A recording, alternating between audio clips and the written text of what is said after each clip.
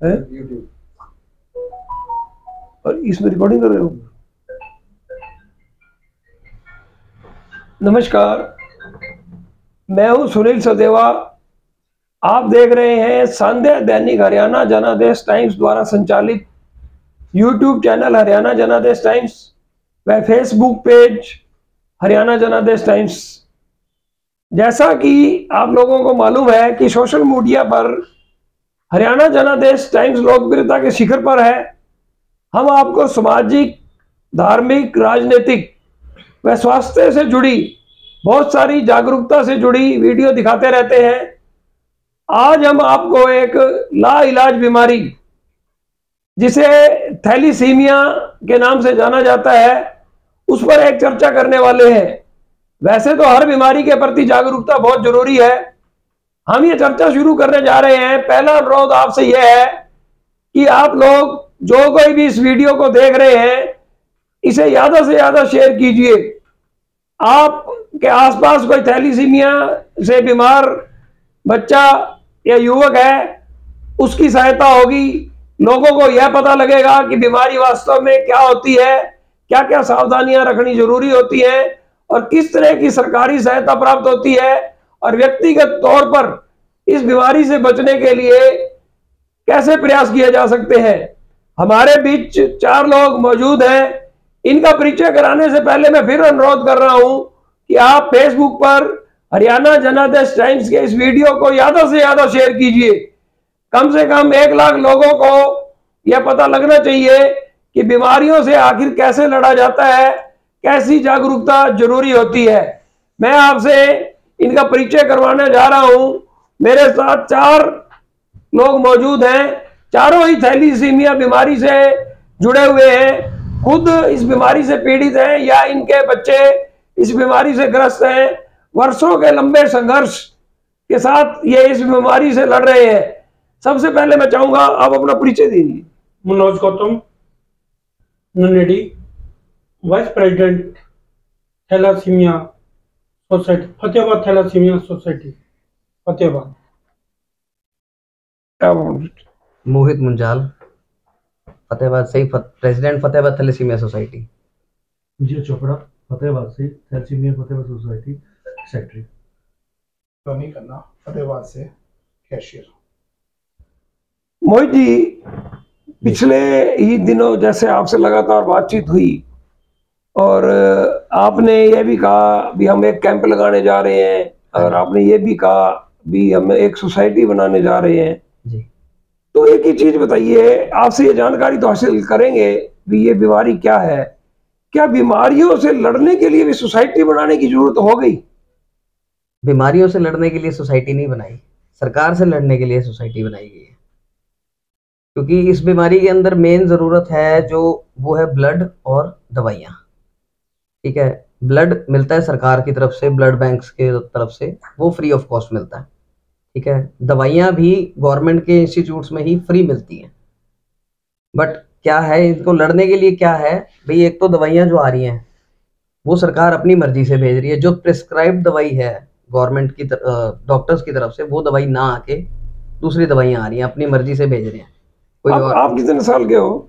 41 के हो। आप खुद थैलीसीमिया से पीड़ित हो? हाँ जी।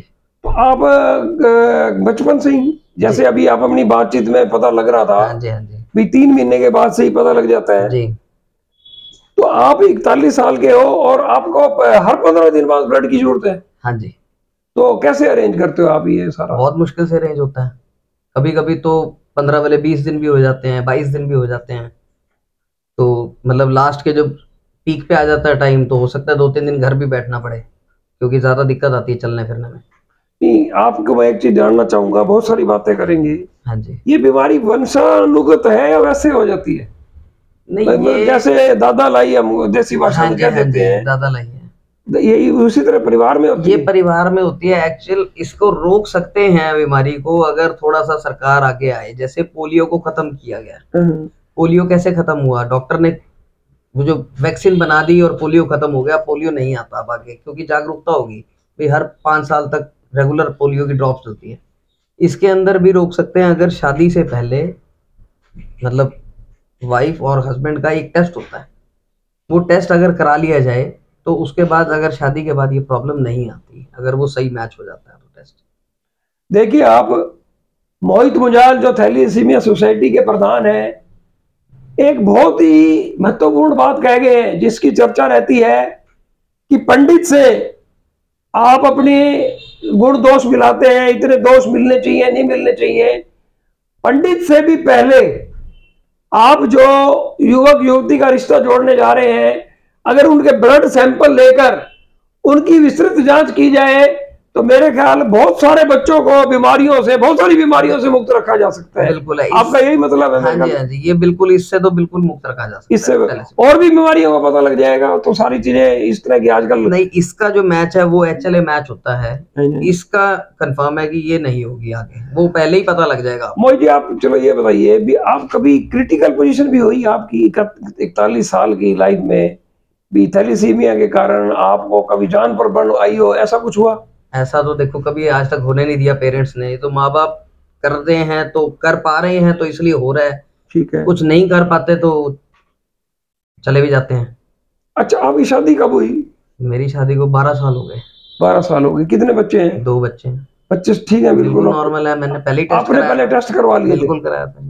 देखिए, आप जागरूकता की एक मिसाल खुद ही मोहित मुंजाल बैठे हैं, इन्होंने शादी भी की, 2 बच्चे भी हैं, और पहले से ही जिस बीमारी से ये खुद सालों से भुगत रहे हैं, तो उससे इन्होंने बचाव के तरीके भी अपने अडॉप्ट कर लिए। हमारे साथ थैलीसीमिया सोसाइटी के प्रधान मनोज जी हैं।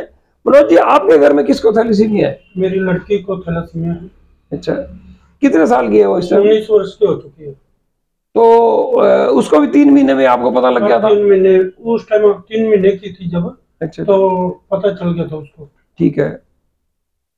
उसको बुखार आया था।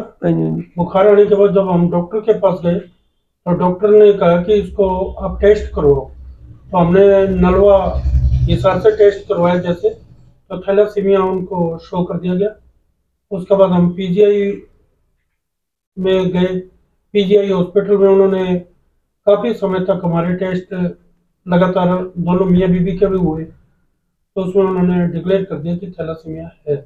मनोज जी, आपने जैसे बताया कि आपकी बेटिया 19 साल की हो चुकी है जी, हर 15 दिन बाद आपको इस लड़ाई से लड़ना पड़ता है? बिल्कुल बिल्कुल लड़ना पड़ता तो है। आपका ये हर 15 दिन बाद कितना खर्चा आ जाता है? खर्चा ब्लड का तो ऐसा है, फ्री ऑफ कॉस्ट है, ठीक है, लेकिन लेने के लिए प्रॉब्लम आ रही है। थैलेसीमिया के लिए जो RBC ब्लड चाहिए वो नहीं मिल रहा। उसके लिए हमें कभी सिरसा, कभी हिसार, अलग अलग जगह जाना पड़ता है। अब हमारे फतेहाबाद में रेड क्रॉस सोसाइटी है, ब्लड भी दानी पुरुष काफी दान करते हैं, काफी कैंप लगते हैं, लगभग 500 से 600 यूनिट जाते हैं, लेकिन वो थैलेसीमिया में एक भी यूनिट नहीं यूज होता, क्योंकि वहाँ टेस्टिंग नहीं है, RBC नहीं है, वो होल ब्लड है जो थैलेसीमिया को नहीं चढ़ता।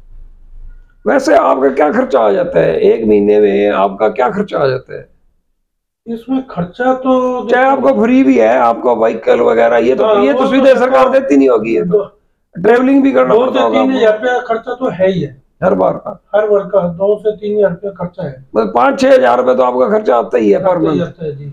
कभी लेट है, ब्लड नहीं टाइम का लगा तो रूम भी लेना पड़ता है। 50-60 हजार रुपए, 70 हजार रुपए महीना तो आपका लग ही जाता है फ्री सुविधाएं प्राप्त करने के बाद भी। तो रूम भी लेना पड़ता है। अगर बाहर गए हैं, हिसार सिरसा गए हैं और टाइम का नहीं लगा ब्लड, तो हमें रूम में उपलब्ध करवाना पड़ता है, रूम भी लेना पड़ता है।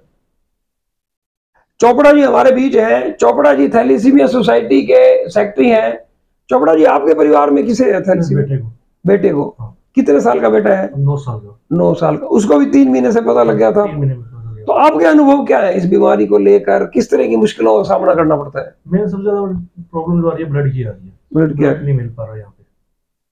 नहीं, रक्तदान की तो आंधी चली हुई है। जैसे पहले मैं तो देखता था, पत्रकारिता करते भी मेरे को बड़े साल हो गए, अब मैं देखता हूँ भी 60 यूनिट का टारगेट रखते हैं, 80 इकट्ठे हो जाते हैं, इस तरह का सुनने को मिलता है। उसके बावजूद भी दिक्कत रहती है। उससे दिक्कत ये आती है ना, जो थैलेसीमिया बच्चे उनको RBC ब्लड चाहिए, ठीक है। यहाँ पे होल ब्लड मिलता है। होल ब्लड में क्या प्रॉब्लम आती है, वो चढ़ा नहीं सकते, बच्चे को RBC ब्लड चाहिए।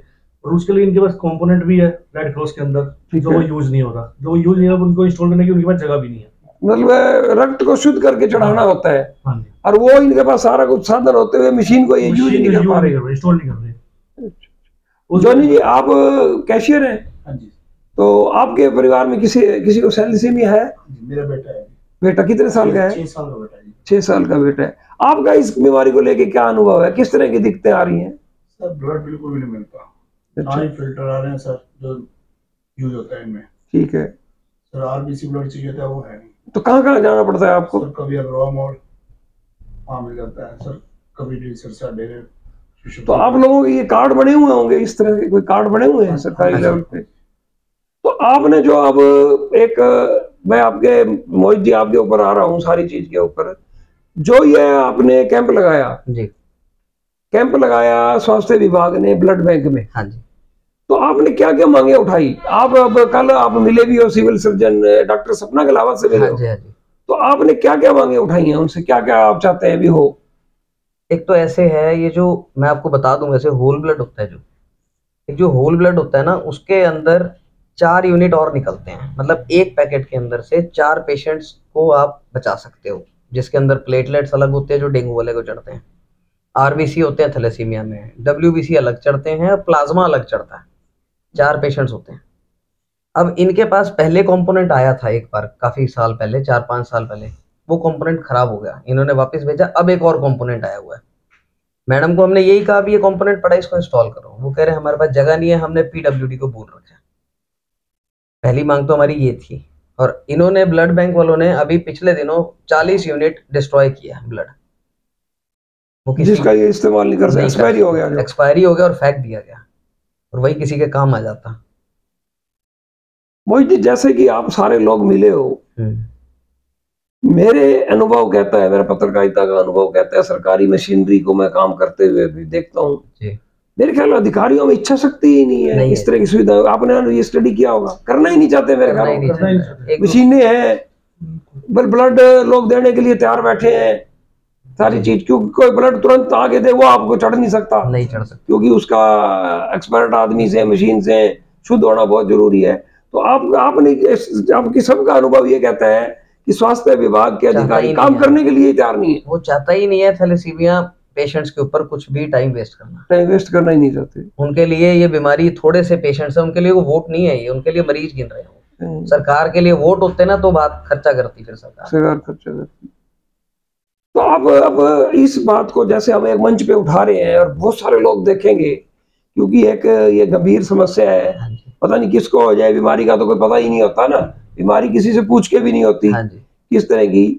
तो आप हरियाणा के स्वास्थ्य मंत्री, हरियाणा के मुख्यमंत्री से हमारे इस चैनल के माध्यम से क्या कहना चाहेंगे कि वो किस तरह के स्टेप उठाएं?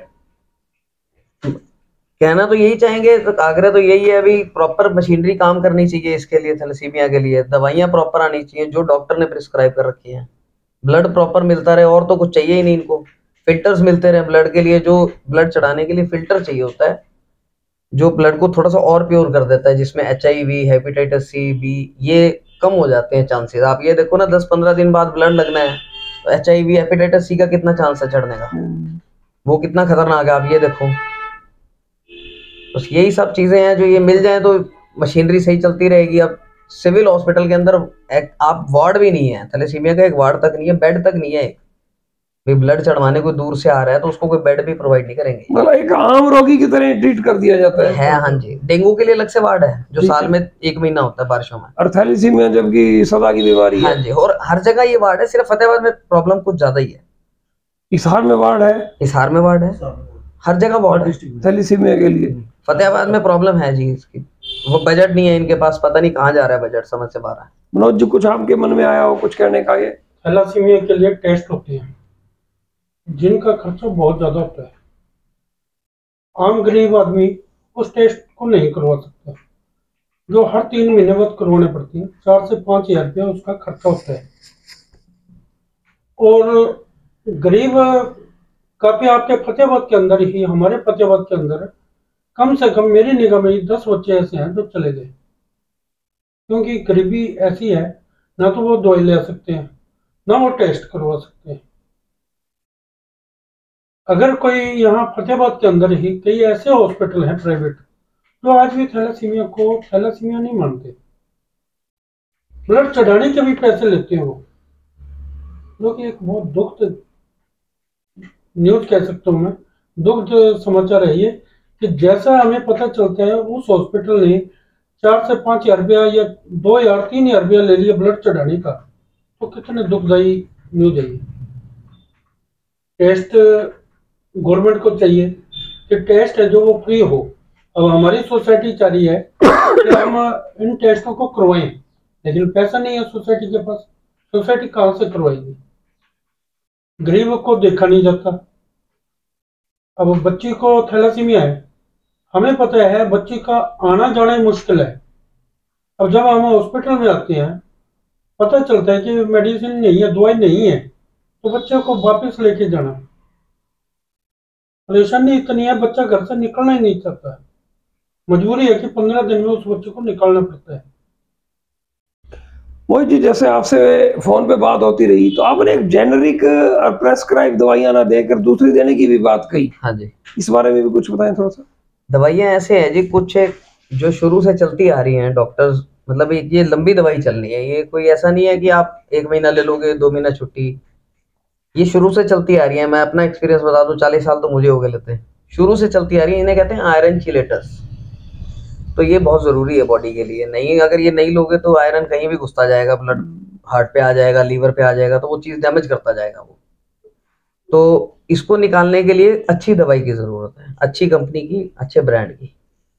सिप्ला आपका, अच्छा बीच में सन फार्मा आई थी, ये कुछ अच्छे ब्रांड है, बट इनके जो केमिकल्स हैं इनके अंदर, जो सॉल्ट्स हैं इनके अंदर, ये उस सॉल्ट को बेच के और कंपनियों से दवाइयाँ बनवा रहे हैं जगह जगह। कोई बजाज फार्मा आ रही है, कोई लाइफ साइंसेस, पता नहीं है सोलन बद्दी कहाँ बन रही है दवाइयाँ, हमें नहीं पता ये, बट प्रॉपर जो मेडिकेशन है वो नहीं आ रही है हॉस्पिटल से।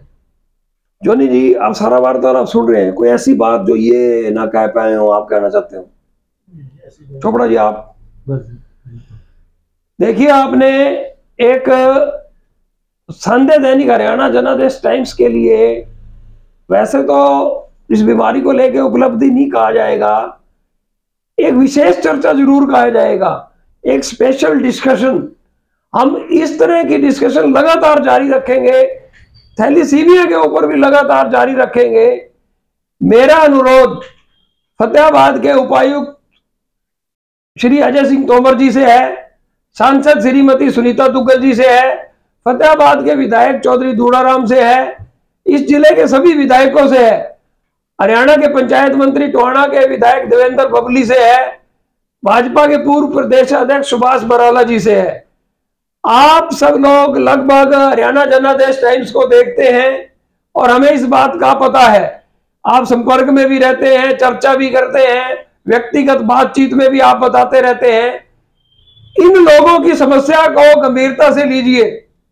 सिविल सर्जन सम्माननीय डॉक्टर सपना गहलावत जी, देखिए आप कितनी बड़ी जिम्मेवारी पे हैं, आपके बारे में कई बातें अच्छी भी सुनने को मिलती हैं, लेकिन आप थैलीसीमिया से पीड़ित लोगों को यह कहकर कि कंपोनेंट है लेकिन पीडब्ल्यूडी हमें कोई जगह नहीं है, लगा सकते हैं आप, कहीं ना कहीं जगह होती है। कई बार स्वास्थ्य मंत्री औचक निरीक्षण करते हैं और आपको ऑर्डर करते हैं तो आप रातों रात पैदा कर देते हैं। कोरोना में रातों रात हमने बहुत सारी चीजें उपलब्ध कराई, बहुत सारी एम्बुलेंस आई।